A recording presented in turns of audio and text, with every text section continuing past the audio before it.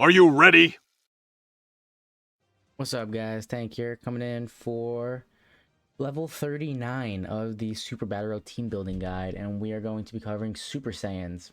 So this is going to be interesting. I've heard this one was difficult, so let's see what we got. So this is going to be the best leader. I think, yeah, by far. He's a 130. Yeah, so this is going to be the best leader by far. I think, though, he's not a super battle road unit. So when we take a look at him, he's HP 130 and attack and defense 170, right? So you're getting a big boost there. But when we look at the way he's built, he doesn't fit super battle road. So he gives attack 30% after he supers, which is like, okay. I wish that was defense. That would have made him very, very valuable right there. But then he gets 77% attack and defense at the start, right? Not the biggest. So I think he starts around like 80 or 90k, depending on like how high you have him. Then he gets 15% every time he gets hit. So whenever you need to get hit, it's just not good. So I guess if you put him in like slot 1 where there was a bunch of attacks and you popped like a Nurse Chi-Chi or something or a Whis, then he would probably tank fine if they're all normal attacks, and then he'll get his full uh, defense built up, and then sure, but even then he's still like not going to be crazy defensive. He does become a lot better defensive after he transforms, so 70% or less from the third turn. Very reasonable. So you'll probably get this a lot actually if you're running him. So he stacks defense after, but this is the chance that you're running. So medium chance of guarding all attacks. So every time he gets hit, this has a chance to proc. So if he gets hit 5 times, each one will have 25%. So at some point it should go off, but you just don't know when. Once he guards, he's gold, right? Nothing's hurting him, but it could be a problem.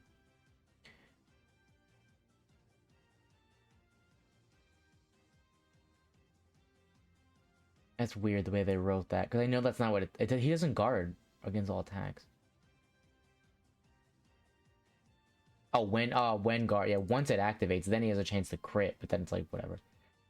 So you could also get this rage mode. I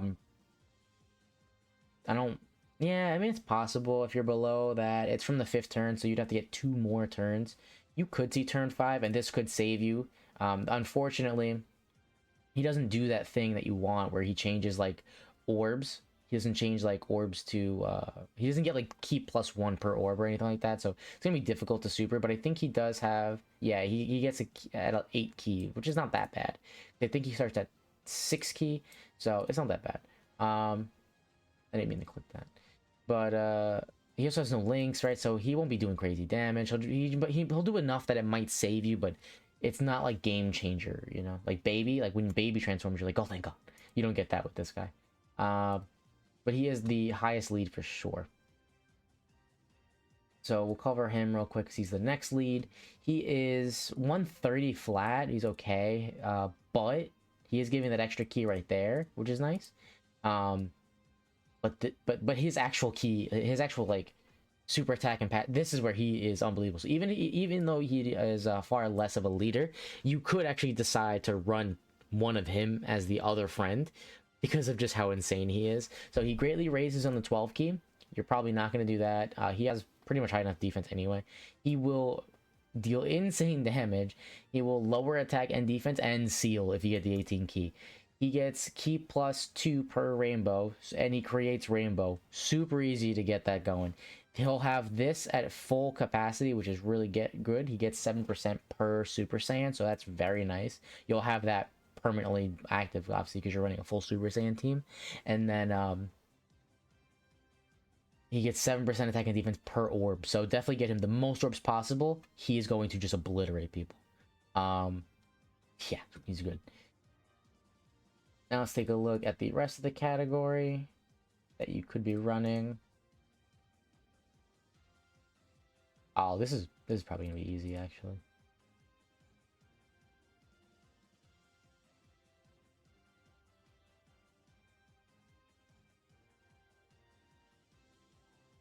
Oh man, this should be 2 videos. Actually, okay, hold on. I can't. We can't make this long. We'll stop.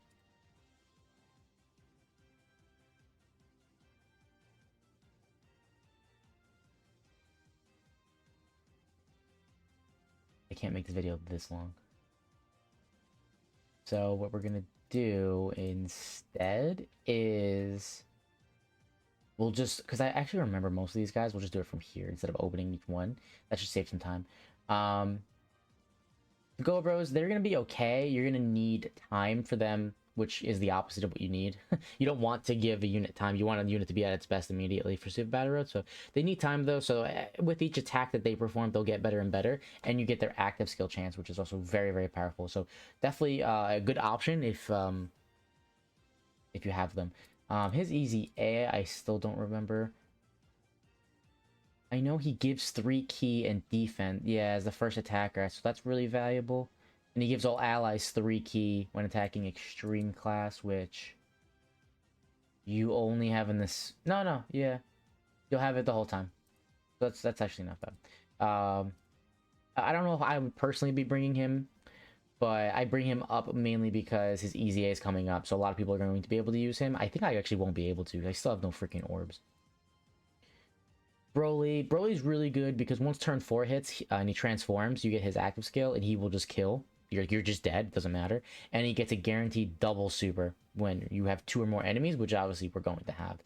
Link-wise, he'll have decent links like Super Saiyan and stuff with these people, but because he's extreme class and mostly you're running super class, he's like missing a lot of links that you need.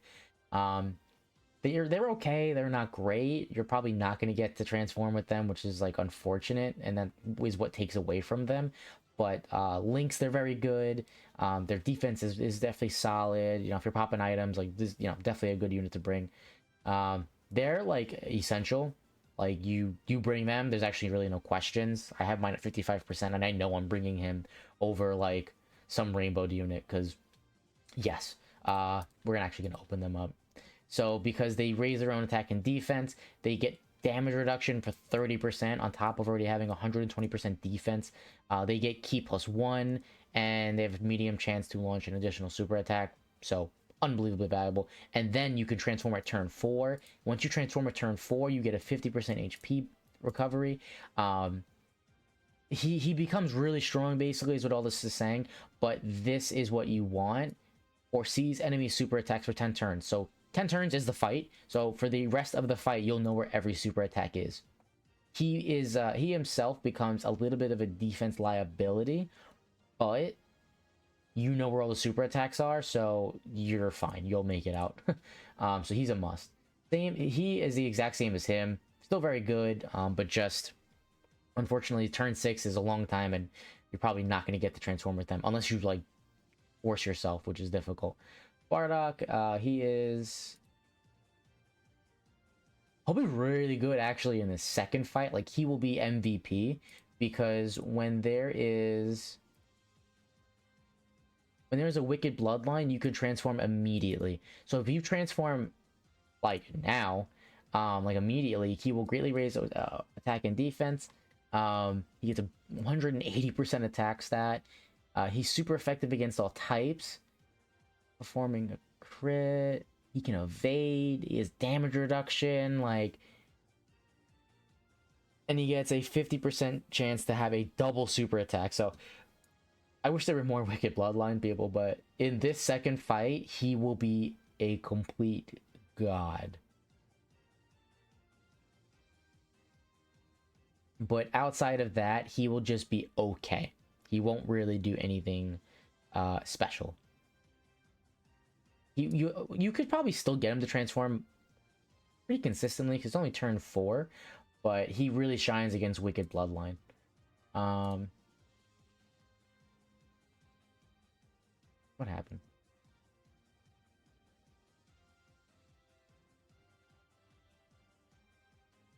He's okay. He's super effective against all types. You're probably not going to get him to transform, but he has a 25% chance to dodge.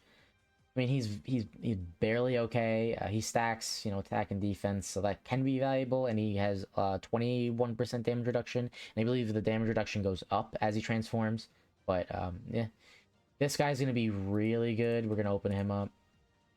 post easy A, basically right here, 80% damage reduction.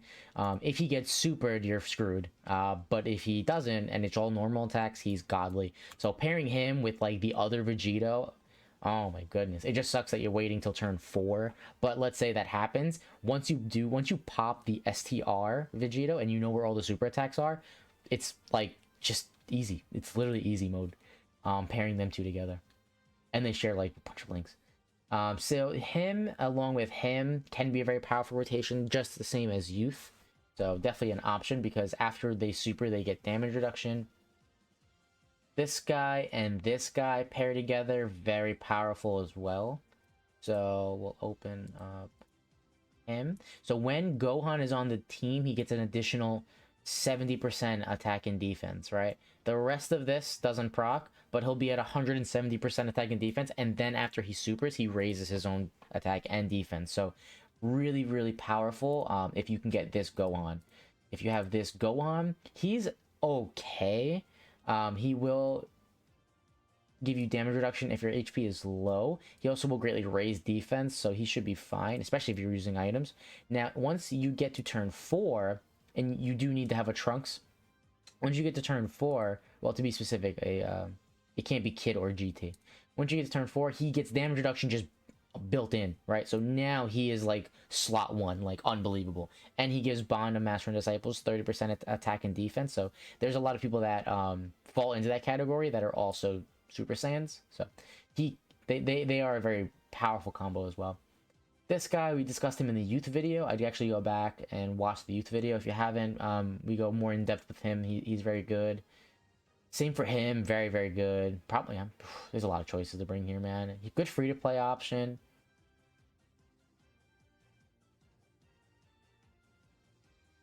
I'm always and forever will be salty I don't have him. He would be a must-bring, but I don't have him, unfortunately. She is okay, but she's not the best. She's only okay if you bring, like, him, because she needs... Does it have to be STR? No, it's just regular key spheres. If she just gains 6 key spheres, she gets a high chance to evade. That's basically the most that she'll do. So you're counting on luck there, but the rest of these, I mean, both of them, yeah, we've discussed before. He's insanely good, giving 40% attack and defense. He just creates rainbow orbs and raises his own defense, so he's okay. He's not the worst. So no, a lot of extreme. I wouldn't bring him. Sunku, very, very good unit. Definitely a consideration. He's okay, only because he can seal. Yeah, and then we're into SSR territory. So let's take a look. There's a lot of choices, man, that you can run here. But I'm thinking in terms of running this without items. So... you know what? I'm gonna actually take a look. I'm gonna try and be creative here. I'm gonna pause and come right back because I actually had an idea just now. Okay, so I had this thought because this unit is so freaking good. I wanted to bring 2 of them, so I thought, like, wait, could I bring 2 of them that fall on, or everyone would fall under Super Saiyan? So I thought about it, and this is what actually came up. So I could run this now. My only worry, right, because I'm gonna have a rotation of what? Him and probably him, and then I'll have a rotation of him and probably him, and that would be really good. The only worry is going to be these two, because if they're constantly floating around and they're never together, they actually don't get the damage reduction that they need. So they're only gonna have 30% because they'll never be on rotation together, so they'll never get their 70%. Unless I do, you know, whatever, changing rotations mid-fight. But depending on how tough the stage is, that might be fine to only have 30%. Because, look, I have both of these guys giving me, from the 4th turn, healing. So it's just extremely powerful where I might be fine. And even if I don't get to heal, like, if I'm, like, struggling to get to that turn... Where is he? he will show super attacks if your HP is below 40% if you get into some kind of jam. So I am probably gonna try this out first to see. My only worry is these two. Everyone else I'm actually totally fine with. They're the only ones I'm afraid of. Obviously with items, I think this would be like, I wouldn't even have to pay attention. This would be so easy, but without items, maybe might be difficult. Now, this would be the other team I was running. So we're gonna try either one of them. So we'll have him as the lead. Great. You know, all these guys are gonna be super fantastic. The only thing I'm actually worried on this team is this guy. He's definitely my weakest link. Spirit Bomb Absorb Goku, while he'll deal ridiculous damage, he can sometimes take a lot of damage, you know, if you don't get the right seal off, if he doesn't get enough orbs. So that could also be a small issue for him, but probably fine as long as we can make it to either him or him will heal up. He heals up a lot. He gives a 50% heal. He just heals just because of his passive, but he heals when he transforms really good. So both teams I think are going to be really strong. I'm going to try this one first though. I feel like these guys might just dominate, so I want to try that out. But yeah, we're going to end that one here. Let me know what you guys think down below. What is it you're going to actually try? Because there's a lot of options here, right? Almost the entire game is Super Saiyan, so a lot of choices. Let me know down below what you're going to be trying. Peace out.